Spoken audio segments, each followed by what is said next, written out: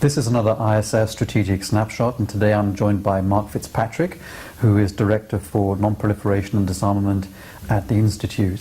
Mark, at the weekend we had the news that the P5+1 and Iran talks of Iran's nuclear program were going to be extended for another 4 months until the 24th of November.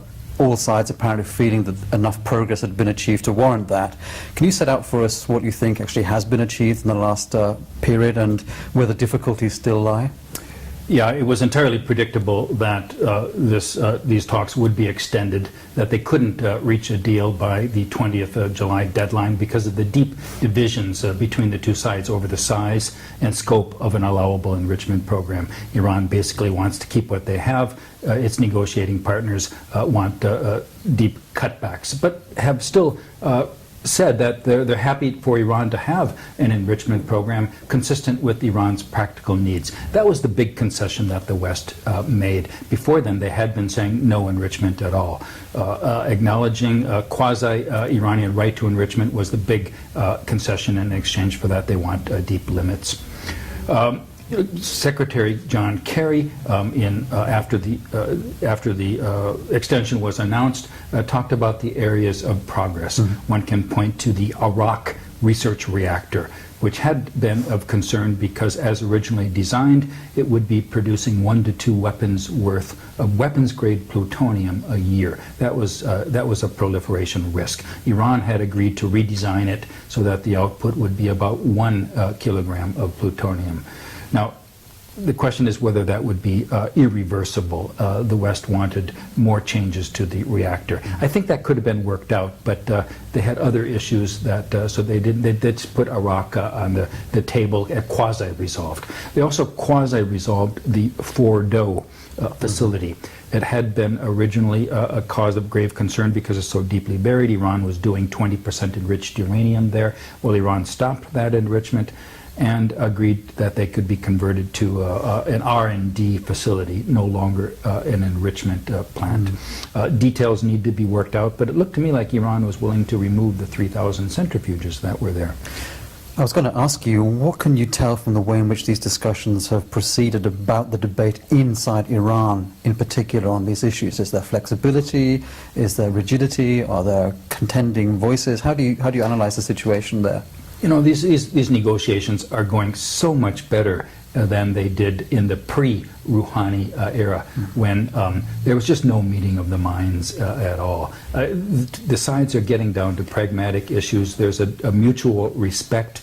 But we saw on the 7th of July, when the Supreme Leader made a key speech and said that Iran had an absolute need for the equivalent of over 100,000 centrifuges. Now that is 10 times more than they have today, and it's a deal breaker. So whereas the Iranian negotiators said different things that would give you an impression of flexibility, it appears that the Supreme Leader has laid down a red line of no cutbacks to the program, and in the intermediate future, a huge expansion. There has to be cutbacks today, and the intermediate future has to be limited.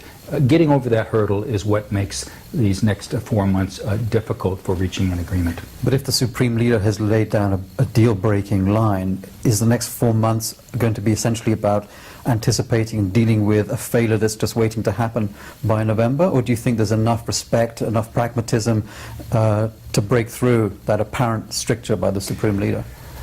I think that there's a possibility for breaking through the stricture. I mean, there have been other things that Iran has said over the years that were absolute red lines, and they've agreed. You know, that one time they said they had to have it absolutely acknowledged that they had a right to enrichment.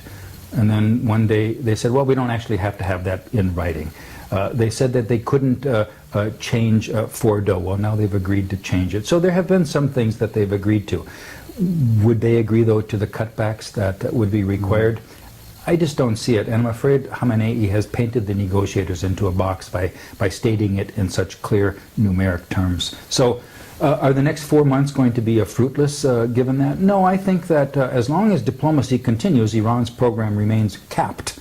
And they're not getting any closer to a nuclear weapon, and that's important. Capping it remains important. And maybe during these next 4 months they could achieve a partial deal. Wrap up the Iraq reactor deal to remove the potential for plutonium production. They'd still have to deal with enrichment, but a partial success would allow both sides to say, hey, there is something tangible to be had for the fruits of diplomacy. For the talks to continue for a further stage, effectively? Well, I think that is probably the best we're going to have, is some continuation of an extension. Now, some would say, well, Iran's just playing for time. But if they're not getting closer to a nuclear weapon, that's a second best outcome that's not all that bad.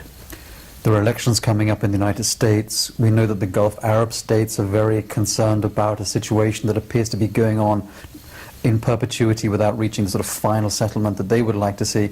Do you think the rollover scenario is a politically sustainable one beyond the short to medium term? Yeah, I think all bets are off after the U.S. Until after the U.S. Midterm elections. If the midterm elections produces a Republican-held Senate, then the Democrats can no longer stop a sanctions bill from coming to the floor, and it likely will. Now, whether there would be enough votes to sustain an Obama veto, that's a question. What will be the composition of the Senate? And in any case, it would make it much harder for Obama to sell a deal if the Senate is in Republican hands. First of all, he has to fend off more sanctions, but if there is a deal, which I don't think there would be, but if there was, an opposition-led Congress makes it much more difficult to implement.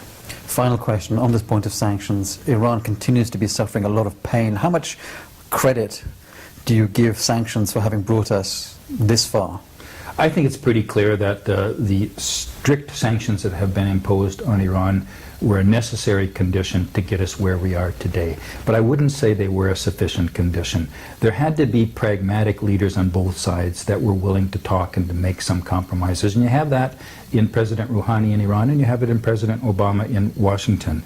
Now, so far, Iran's not pragmatic enough to make the final deal, but at least we've gotten where we are because of that pragmatism. Sanctions were a part of that, yes.